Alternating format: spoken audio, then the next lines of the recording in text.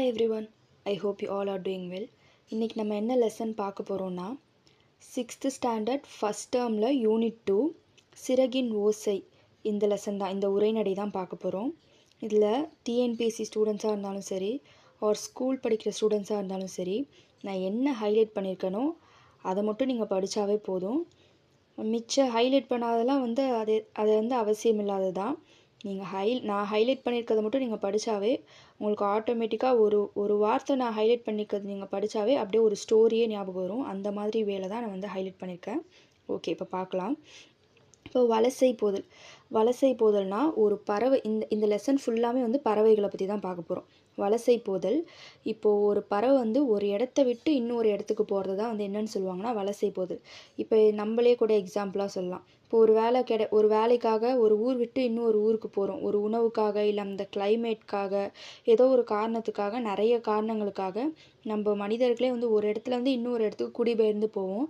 அதே மாதிரி பறவைகளும் தன்னுடைய உணவுக்காகவோ இல்லை கிளைமேட்டிக் கண்டிஷன்ஸ்னாலேயோ தான் இருக்கிற இடத்துலேருந்து இன்னொரு இடத்துக்கு போகும். அதுதான் என்ன சொல்கிறாங்கன்னா வலசை போதல் அப்படின்னு சொல்கிறாங்க. அதே மாதிரி பெரும்பாலும் எந்த வகையான பறவைகள் வலசை போகுமா? நீர்வாழ் பறவைகள் தான் பெரும்பாலும் வலசை போகும் அப்படின்னு சொல்கிறாங்க. எந்த மாதிரியான காரணங்களுக்காக வலசை போகும் அப்படின்னு சொல்கிறாங்கன்னா உணவு, இருப்பிடம், தட்பவெப்பநிலை மற்றும் இனப்பெருக்கம் இவற்றிற்காக பறவைகள் இடம்பெயருமா. ஃபுட்டுக்காக, இல்லை தான் இருக்கிற இடம் அதுக்கு சூட் ஆகலை, கிளைமேட் மாறிடுச்சு, ரொம்ப ஹாட்டாக இருக்குது, இல்லை ரொம்ப கோல்டாக இருக்குது, அந்த மாதிரிலாம் இருக்குன்னா அது தான் இருக்கிற இடத்த விட்டு வேற ஒரு இடத்துக்கு இடம்பெயர்ந்து போகும். இனப்பெருக்கிறதுக்காக இடம்பெயர்ந்து போகும் அப்படின்னு சொல்கிறாங்க. அதுக்கு எப்படி தெரியும்? இங்கே இப்போ ஹாட்டாக இருக்குன்னு அதுக்கு தெரியும். வேற ஒரு இடத்துல இந்த மாதிரி கிளைமேட் தான் இருக்கும், அதுக்கேற்ற கிளைமேட் இருக்கும் அப்படின்னு சொல்லி அது இங்கே இருக்கும்போதே அதுக்கு எப்படி தெரியும் அப்படின்னு பார்த்தா, அந்த மூணு விண்மீன், அந்த நட்சத்திரம்லாம் எந்த டைரக்ஷன்ஸில் இருக்குது, அந்த மேக்னெட்டிக் ஃபீல்ட், புவியீர்ப்பு புலம், இதெல்லாம் வச்சு தான் இந்த இடத்துல இங்கே நமக்கு உகந்த சூழல் இருக்குது அப்படின்னு சொல்லி அது ஃபைண்ட் அவுட் பண்ணி கரெக்டாக அந்த இடத்துக்கு இடம்பெயர்ந்து போகும் அப்படின்னு சொல்கிறாங்க. அடுத்து பறவைகள் வலசை போகும்போது தனக்குன்னு ஒரு பாதையை எடுத்து தான் வலசை போகுமா. ஏனோதானோ எந்த பாதையில் வேணால் போகலான்னு சொல்லி போகாதான், தனக்குன்னு ஒரு பாத்தை சூஸ் பண்ணி தான் போகுமா. அதுலேயும் சில பறவைகள் வலசை போயிட்டு ரிட்டர்ன் பழைய இடத்துக்கே வரும்போது ஒரே பாதையை யூஸ் பண்ணுமா. போகும்போது வரும்போது ரெண்டுத்துக்குமே ஒரே பாதையை யூஸ் பண்ணுமா. இன்னும் சில பறவைகள் போகும்போது வலசை போகும்போது ஒரு பாதை, மறுபடியும் ரிட்டர்ன் பேக் வரும்போது இன்னும் ஒரு பாதை, வேறு பாதைகளையும் சூஸ் பண்ணுற பறவைகளும் இருக்குது அப்படின்னு சொல்கிறாங்க. அடுத்து பயணம் செய்யும்போது சில வகை பறவைகள் இரை, ஓய்வு போன்ற தேவைகளுக்காக தரையிறங்குமா. அது பறந்துட்டு இருக்கும்போது அது எந்த காரணங்களுக்காக தரையிறங்கும் அப்படின்னு சொல்கிறாங்கன்னா உணவுக்காக தரையிறங்குமா, இல்லை ரெஸ்ட் எடுக்கிறதுக்காக தரையிறங்கும் அப்படின்னு சொல்கிறாங்க. எதுக்குமே இறங்காமல், இடையில் ஃபுட்டுக்காகவும் இறங்காமல், ரெஸ்ட்டுக்காகவும் இறங்காமல் தொடர்ந்து பறக்கிற பறவைகளும் இருக்குது அப்படின்னு சொல்கிறாங்க. வலசையின் போது பறவையின் உடலில் ஏற்படும் மாற்றங்கள். அது ஒரு இடத்துலேருந்து இன்னொரு இடத்துக்கு போகுதுங்கள்ல, ரொம்ப மணி நேரம் இல்லை ரொம்ப நாட்களோ ட்ராவல் பண்ணி போகும்போது அதோடைய உடலில் சில மாற்றங்கள் ஏற்படும். அது என்னென்ன மாற்றங்கள்னு சொல்கிறாங்க. தலையில் சிறகு வளர்தல், இறகுகளுடைய நிறம் மாறுமா. அதோடைய உடலில் கத்தையாக நிறைய முடி வளருமா. இதெல்லாம் அது ஒரு இடத்துலேருந்து இன்னொரு இடத்துக்கு குடிபெயர்ந்து போகும்போது உடலில் ஏற்படுற மாற்றங்கள் அப்படின்னு சொல்கிறாங்க. சில நேரங்களில் அது இந்த வகை பறவைதான்னு தெரியாத அளவுக்கு கூட அது ரொம்ப மாறிடுமா. அந்த அளவுக்கு மாற்றம் கொடுக்கும் அப்படின்னு சொல்கிறாங்க. அடுத்து ஏறத்தாழ 1500 ஆண்டுகளுக்கு முன்பு வாழ்ந்த சப்திமுத்து புலவர் நாராய் நாராய் செங்கால் நாராய் என்னும் பாடலை எழுதியுள்ளார். அப்பாடலில் உள்ள தென்திசை குமரி ஆடி வடதிசைக்கு ஏகுவீர் ஆயின் என்னும் அடிகள் பறவைகள் வலசை வந்த செய்தியை குறிப்பிடுகிறது.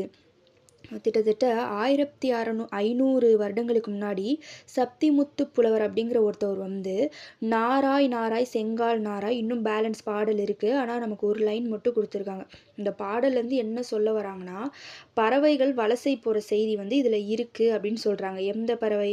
அந்த செங்கால் நாராய் அப்படிங்கிற பறவை வலசை போது ஒரு இடத்துலேருந்து இன்னொரு இடத்துக்கு தமிழ்நாட்டுக்கு வருது அப்படிங்கிற செய்தியை இவர் இதில் சொல்லியிருக்காரு. எப்போது 1500 வருடங்களுக்கு முன்னாடி சொல்லியிருக்காரு. ஆனால் இப்போ வந்து ரிசர்ச்சில் கண்டுபிடிச்சிருக்காங்களாம், ஐரோப்பாவிலிருந்து தமிழகத்திற்கு செங்கால் நாரைகள் வருவது தற்போதைய ஆய்விலும் உறுதிப்படுத்தப்பட்டு உள்ளதாம்.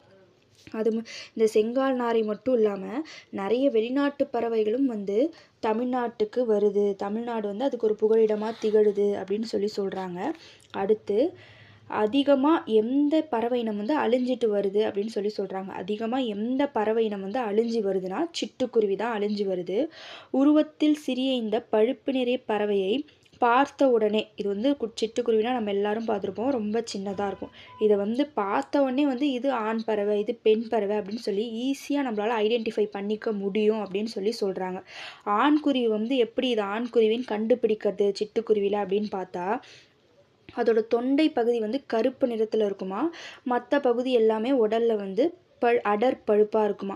பெண் குருவிக்கு அதோடைய உடம்பு ஃபுல்லாமே மங்கிய பழுப்பு கலரில் இருக்கும் அப்படின்னு சொல்கிறாங்க. அதே மாதிரி இந்த சிட்டுக்குருவி வந்து ஒரு கூடு கட்டி வாழக்கூடிய ஒரு பறவையாம். அது கூடு கட்டிகிட்டு இருக்கும்போது சப்தமிட்டுக்கிட்டே அந்த கூடை வந்து கட்டும் அப்படின்னு சொல்கிறாங்க.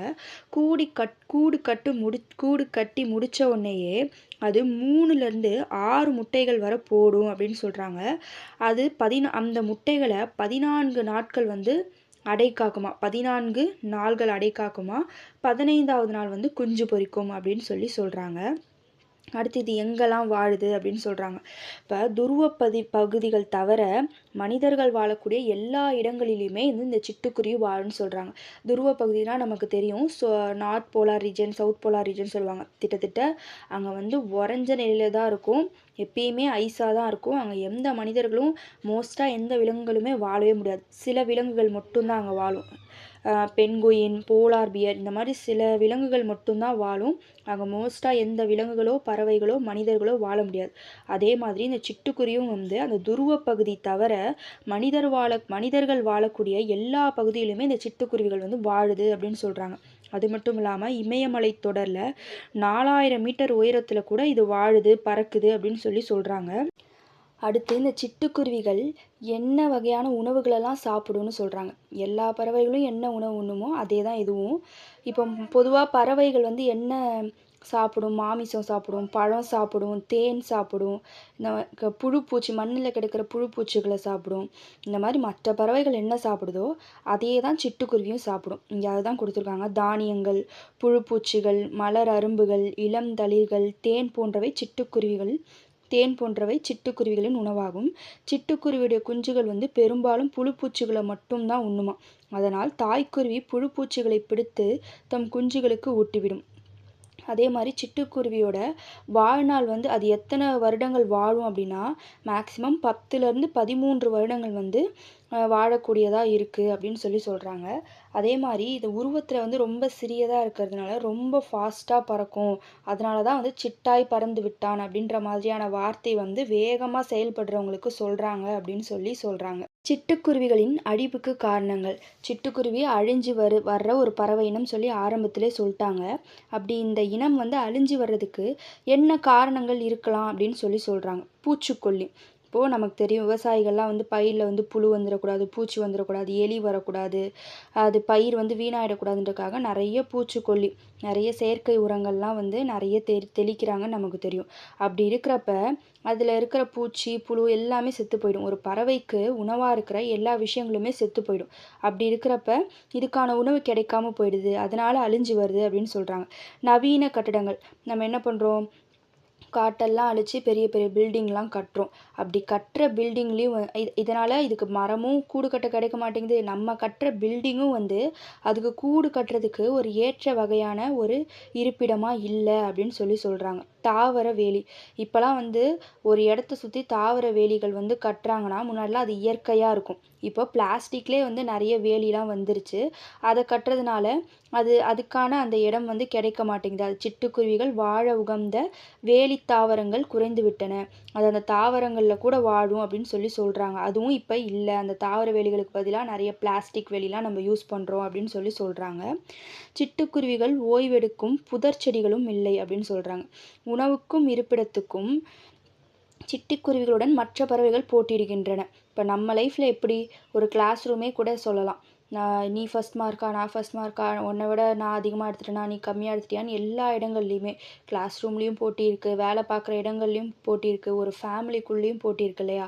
அதே மாதிரி அந்த சிட்டுக்குருவிக்கிட்டையும் வந்து நிறைய பறவை இனங்கள் வந்து போட்டியிடுது உணவுக்காகவும் இருப்பிடத்துக்காகவும் அப்படின்னு சொல்கிறாங்க. அடுத்து பறவை இனங்களை காப்பாற்ற செய்ய வேண்டியவை. சிட்டுக்குருவின்னு இல்லை, பொதுவாகவே பறவை இனங்களை காப்பாற்றணும்னா நம்ம என்ன செய்யணும் அப்படின்னு சொல்லி இந்த இடத்துல சொல்லியிருக்காங்க. அடுத்து ஆலமரம், அரச மரம் போன்ற மரங்களெல்லாம் வந்து நம்ம வளர்க்கணும்னு சொல்கிறாங்க. ஏன்னா அந்த மரம்லாம் வந்து ரொம்ப படர்ந்து இருக்கும், பறவைகளுக்கெலாம் அது ரொம்ப அந்த அந்த மரம் ஏற்ற வகையில் இருக்கும், ரொம்ப பாதுகாப்பான மரமாக இருக்கும். ஆலமரம், அரச மரம்லாம் எல்லா மரமுமே வளர்க்கலாம், எல்லா மரத்துலேயுமே பறவைகள் கூடு கட்டும். ஆனால் ஆலமரம், அரச மரம்லாம் பார்த்தா நல்லா படர்ந்து நல்லா அடர்த்தியாக இருக்கும். அப்படி இருக்கிறப்ப அது பறவைகளுக்கு ரொம்ப ஒரு ஏற்ற இடமாக இருக்கும். அடுத்து அவரை, புடலை போன்ற கொடிகள் மாதிரியான செடியை வந்து வளர்க்கணும் அப்படின்னு சொல்கிறாங்க. நம்மளுடைய மண்ணுக்கேற்ற நிறைய தாவரங்கள், செடி, கொடி, மரங்களெல்லாம் வந்து நிறைய வளர்க்கணும் அப்படின்னு சொல்கிறாங்க. செயற்கை உரங்கள், பூச்சிக்கொல்லியெல்லாம் வந்து பயன்படுத்தக்கூடாது. அதுங்களுக்கு இதனால தான் வந்து உணவு கிடைக்காம போகுது. ஏன் பூச்சி, புழு, வண்டு எல்லாமே செத்து போயிடுது செயற்கை உரம், பூச்சிக்கொல்லிலாம் போட்டால். அப்படி இருக்கிறப்ப பறவைகளுக்கான உணவு கிடைக்காம போயிடுது. அதனால் அந்த பறவை இனங்கள் வந்து அழிஞ்சிடுது. ஸோ இந்த செயற்கை உரங்கள், பூச்சிக்கொல்லியெல்லாம் வந்து பயிர்லையோ இல்லை வேறு ஏதாவது செடி கொடிகள்லையோ வந்து தெளிக்கக்கூடாது அப்படின்னு சொல்கிறாங்க. காக்கை குருவி எங்கள் ஜாதி என்று பாரதியார் பாடியிருக்காராம். சமைக்கிறதுக்கு அவங்க மனைவி வச்சிருந்த கொஞ்சோண்டு அரிசியும் எடுத்து சிட்டுக்குருவிக்கு போட்டுட்டு அவரும் அவங்க மனைவி வந்து பட்னியாக இருந்தாங்களாம். அந்த சிட்டுக்குருவியை பார்த்து அவர் மகிழ்ச்சி அடைஞ்சாரு அப்படின்னு சொல்கிறாங்க. அதுக்கப்புறம் மனிதன் இல்லாத உலகில் பறவைகள் வாழ முடியும், பறவைகள் இல்லாத உலகில் மனிதன் வாழ முடியாது அப்படின்னு சொல்லி இந்த கூற்றை யார் வந்து சொல்லியிருக்கானா, சலீம் அலி அப்படிங்கிறவர் வந்து சொல்லியிருக்காரு.